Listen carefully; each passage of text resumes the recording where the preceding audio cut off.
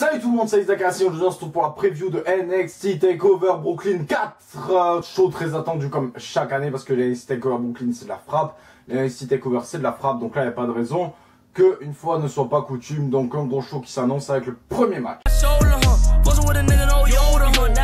Premier match, oui, alors je tiens à préciser que finalement j'ai fait ça plus vite que prévu. Du coup j'ai pas encore vu vos commentaires concernant la preview, mais du coup je pourrais analyser concernant la preview de SummerSlam, mais du coup je pourrais analyser vos commentaires dans la review de NXT TakeOver, voilà, et on verra si vos pronostics étaient bons. Donc je vous invite à laisser vos pronostics à nouveau dans cette vidéo pour qu'on les analyse à la review, et même vos pronostics éventuellement de SummerSlam pour le même motif.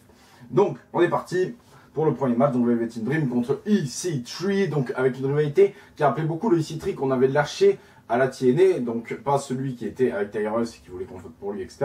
Mais bien celui qui faisait ses promos au bord de sa piscine dans une magnifique villa avec Drew Galloway. C'était somptueux, et là ça l'était à nouveau, je trouvais ça bien cool, le petit clin d'œil, tout ça, donc vraiment du bon taf fait par la WWE pour une rivalité qui s'annonce bonne.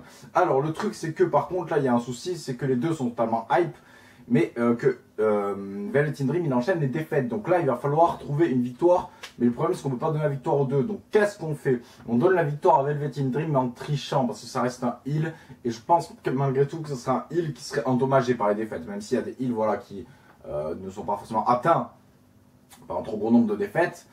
Je pense à Orton dans sa rivalité avec Cena en 2009. Mais là, pour Velvet in Dream, je pense qu'il faudrait la victoire, et en trichant, ça serait pas mal du tout. Donc une victoire, je ne sais comment, en trichant avec l'aide des cordes ou quoi, ou en tabassant l'arbitre, j'en sais rien. Mais en tout cas, je pense que c'est faisable, et une belle victoire du Velvet in Dream pour l'avancée de Velvet in Dream dans ce monde qui est le catch. On notera l'absence de Lars Sullivan dans le show, parce que pour moi, il est absent de ce show, tout simplement, il sera là lundi à Raw, hein, c'est aussi simple que ça. Voilà, match suivant. Bien disputé Dara contre Moustache Mountain, donc match très solide à attendre, déjà eu un 5-star entre eux deux, comme ça c'est fait. Donc c'est un très gros match qu'on peut attendre, et je pense que ça y est, ça va être la consécration de Moustache Mountain, donc pas avant, pas pour une rivalité, pour une montée dans le main roster, pardon, je pense que la rivalité va encore durer, après le changement de titre, mais que par contre Pete Dunne, la semaine prochaine, NXT perdra son titre pour se focal sur ses titres par équipe, à moins de devenir le champion le plus dominateur de NXT, mais bon, il n'y a pas là-dessus. Donc du coup, le match, ça sera Roderick Strong contre Kyle O'Reilly contre Trent Seven et Tyler Bate. Donc je vois mal, comme je vous étais en train de vous le dire, le clan de Moustache Mountain totalement champion, donc avec un Pete Dunne champion UK, un Trent Seven et un Tyler Bate champion par équipe, comme les Indisputés d'Era en même temps en fait.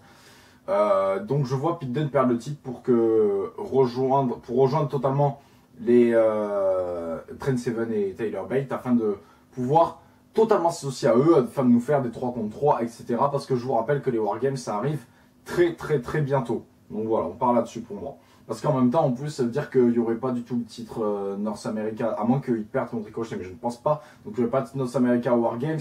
Donc bon, compliqué tout ça. Donc voilà, victoire des Moustaches Mountain, nouveau champion dans un très gros match, avec une bonne rivalité qu'on a eu d'ailleurs.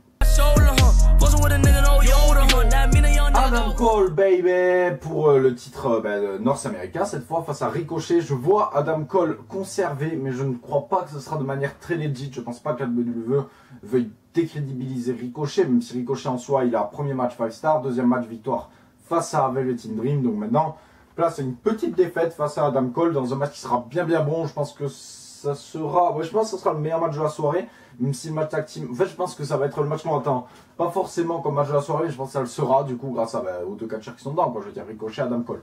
Donc match très solide avec une victoire d'Adam Cole et toujours champion, plus ou moins malheureusement, puisque les Wargames approchent comme j'ai dit. Match suivant. Match suivant, match féminin, match que j'attends le moins parce que Shayna Baszler, j'en ai concrètement rien à foutre. La rivalité m'a pas passionné plus que ça, mais Kairi Sane est une très bonne catcheuse, donc j'espère que ça nous fasse un beau match et que Kairi Sane prenne le titre, ça y est. Je pense que là c'est fini pour Shayna Baszler. Le titre c'est fini, peut-être une rivalité avant de monter dans le main roster et après ça part. Une victoire de Kairi Sane, nouvelle championne. Dans un match qui sera peut-être le meilleur de Shayna Baszler, même j'en suis sûr. Meilleur match de Shayna Baszler à la WWE. Et attendons de voir ce que ça va donner. Main event. Tommaso Ciampa contre Johnny Gargano. Donc la rivalité, j'ai pas besoin de le répéter, je le dis à chaque preview de takeover, c'est exceptionnel. Sauf que là, malheureusement, ça a été totalement plombé par la blessure de Aleister Black qui devait être mêlé au match, qui du coup malheureusement ne le sera pas. Mais c'était quand même deux très beaux segments, une très belle rivalité. Et j'espère en fait qu'ils vont pas perdre l'idée de mettre les trois dans le même match. Parce que c'est faisable de fou. Donc je vois Tommaso Ciampa conserver son titre, à moins que Aleister Black soit pas tant blessé que ça, soit juste assez blessé pour ne pas faire le match et intervienne et coûte le match à tout le monde et fasse une disqualification afin que le match ait lieu à un prochain takeover, puisqu'apparemment il est blessé pour 3 mois, donc ça fait à peu près un prochain takeover. Voilà, dans un match qui sera très solide, pourquoi pas taper le 5 star à nouveau, hein. On sait jamais, ils s'arrêtent jamais ces mecs là de toute façon.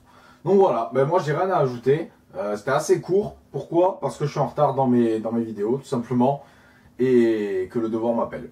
Donc voilà, moi je vous dis à bientôt sur AK Wrestling, j'ai fait tomber mon téléphone, à bientôt sur AK Wrestling, gros bisous, abonnez-vous, ciao.